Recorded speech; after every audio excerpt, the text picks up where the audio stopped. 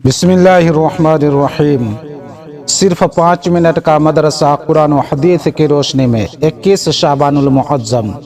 Number 1، اسلامی تاریخ حضرت حذیفہ بن الیمان رضی اللہ تعالی عنہ۔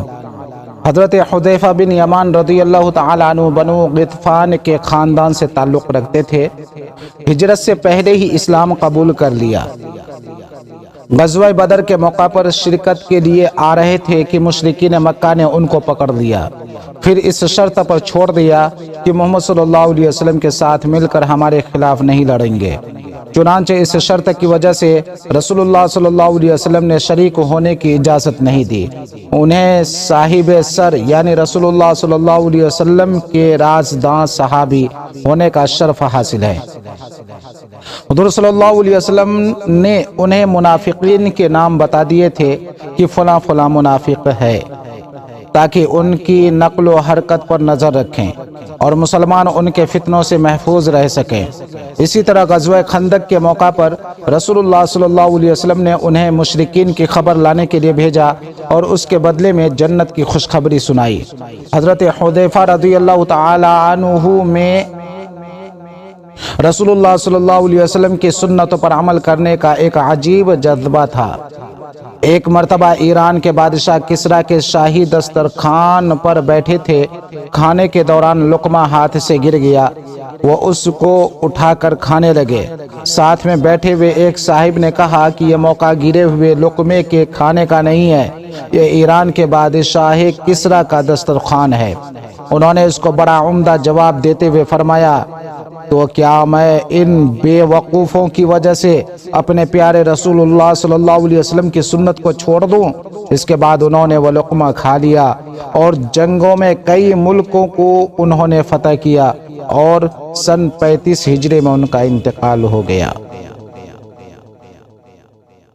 نمبر 2، اللہ کی قدرت۔ زراف ایک جانور ہے جس کا وزن تقریباً 800 کلو ہوتا ہے، اونچائی 17 فٹ اور زبان 15 انچ لمبی ہوتی ہے۔ تیز رفتاری کا حال یہ ہے کہ فی گھنٹہ 56 کلومیٹر طے کر لیتا ہے۔ قناعت ایسی کہ پانی میسر نہ ہو تو مہینوں بھر صبر سے کام لیتا ہے۔ عجیب بات یہ ہے کہ کبھی بیٹھتا نہیں ہے، جب اسے نیند آتی ہے تو کھڑے کھڑے سو لیتا ہے۔ اللہ تعالیٰ نے اپنی قدرت سے کیسی عجیب و غریب مخلوق پیدا فرمائی ہے۔ نمبر 3، ایک فرد کے بارے میں صلہ رحمی کرنا۔ قرآن میں اللہ تعالیٰ فرماتا ہے، جو لوگ اللہ کے عہد کو توڑتے ہیں اس کے مضبوط کر لینے کے بعد اور ان تعلقات کو توڑتے ہیں جن کے جوڑنے کا اللہ تعالیٰ نے حکم دیا ہے اور زمین میں فساد مچاتے ہیں، یہی لوگ نقصان اٹھانے والے ہیں۔ سورہ بقرہ۔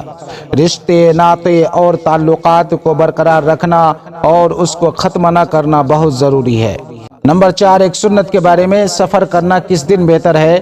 حضرت کعب بن مالک رضی اللہ تعالیٰ عنہ سے روایت ہے کہ رسول اللہ صلی اللہ علیہ وسلم کو جمعرات کے دن سفر کرنا پسند تھا، بخاری شریف۔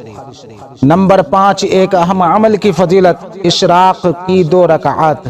رسول اللہ صلی اللہ علیہ وسلم نے فرمایا، جو شخص فجر کی نماز کے بعد اپنی جگہ بیٹھا رہا یہاں تک کہ اشراق کی 2 رکعات پڑھ لے اور اچھی بات کے علاوہ کوئی بات نہ کرے تو اس کے گناہ معاف کر دیے جائیں گے، اگرچہ سمندر کے جھاگ سے زیادہ ہو، ابو داؤد۔ نمبر 6، گناہ کے بارے میں احسان جتانے کا انجام۔ رسول اللہ صلی اللہ علیہ وسلم نے فرمایا، والدین کا نافرمان، شرابی اور احسان جتانے والا، یہ تینوں قسم کے لوگ جنت میں داخل نہیں ہوں گے، نسائی شریف۔ نمبر 7، دنیا کے بارے میں دنیا میں زیادہ کھانے کا انجام۔ ایک شخص نے رسول اللہ صلی اللہ علیہ وسلم کے پاس ڈکار لی تو رسول اللہ صلی اللہ علیہ وسلم نے فرمایا، ہمارے سامنے ڈکار مت لو، اس لیے کہ قیامت کے دن سب سے زیادہ بھوکا وہ شخص ہوگا جو دنیا میں زیادہ پیٹ بھرتا ہے، ترمذی شریف۔ نمبر 8، آخرت کے بارے میں نیک بندوں کا جنت میں احترام۔ قرآن میں اللہ تعالیٰ فرماتا ہے، یہ مقرب بندے آرام کے باغوں میں ہوں گے۔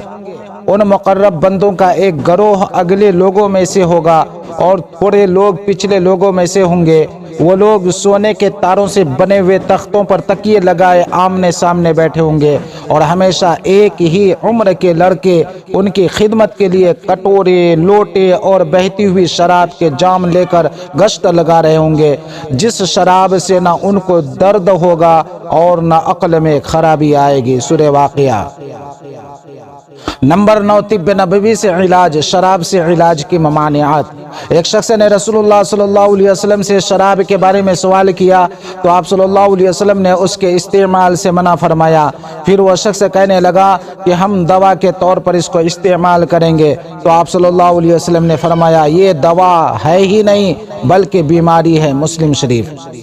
نمبر 10، قرآن کی نصیحت۔ قرآن میں اللہ تعالیٰ فرماتا ہے ایمان والو تم اپنی جانوں کی فکر کرو، جب تم ہدایت پر ہوگے تو کوئی گمراہ شخص تمہیں نقصان نہیں پہنچا سکتا۔ تم سب کو اللہ ہی کے پاس لوٹ کر جانا ہے، پھر وہ تم کو ان سب کاموں سے باخبر کر دے گا جو تم کیا کرتے تھے۔ سورہ مائدہ۔